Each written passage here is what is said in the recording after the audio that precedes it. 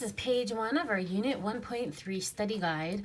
These questions are multiple choice, but we might still need to do some writing other than the choices. So which of the following angles are alternate interior angles? And what helps me is to cover up the line that I'm not looking at when I'm trying to identify my angles. So as we go through the choices, we could see angles 3 and 8 are over here. So if I look, 3 is on the interior, but 8 is on the exterior, so those don't work. 3 and 16, well, 3 and 16 are at different intersections of 2 lines entirely. So 3 and 16 aren't going to have any of our relationships. Oops, this was just supposed to be choice C here. So as we go over to choice C, 12 and 11, 12 and 11, if I look where they are, they're a linear pair. And then lastly, 3 and 9. So if I cover this up, I could see that 3 and 9 are alternate interior.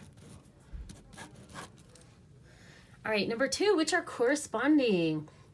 So if I check out 1 and 8, 1 is in the top left, 8 is in the bottom left, so those are not corresponding.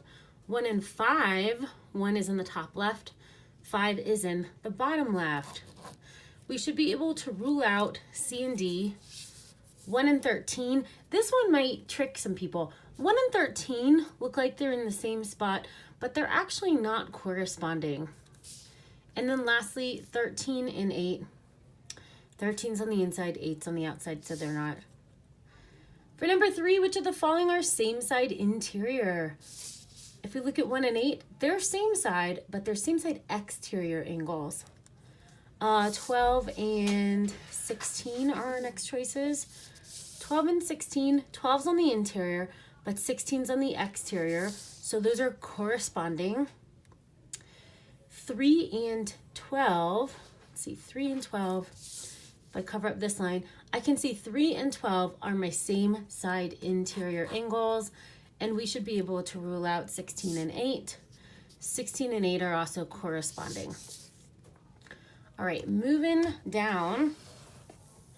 For question 4, if a transversal intersects 2 parallel lines, then, well, we know same side interior angles are not going to be congruent. When you're doing something that's multiple choice, I think it's really good to mark off the stuff that is not your correct choice. Corresponding angles are congruent. I believe that's correct. Let's make sure that's the only correct one. Alternate exterior angles are supplementary. We know that's not true. So it's not all of the above, and it's not none of the above. It's B. All right, number 5, which statement must be true about parallel lines? Their slopes have a product of 1, their slopes have a product of -1, their slopes are the same, or their slopes have a sum of 180. We said when lines are parallel, they must have the same slope. They must be the same steepness so that they never intersect. For number 6, which statement must be true about perpendicular lines? So we know perpendicular lines have slopes that are opposite signs and reciprocals, but that's not what any of my choices say.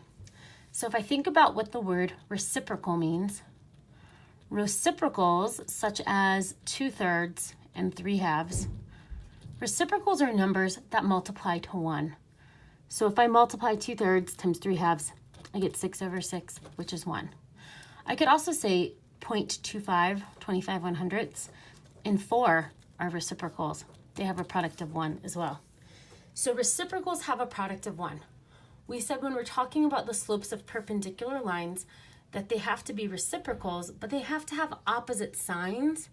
So if I have positive 2/3 and I multiply that with negative 3/2, instead of getting a positive 1, I get a -1. So B is true. For perpendicular lines, their slopes must always multiply to -1. That's all for the front page.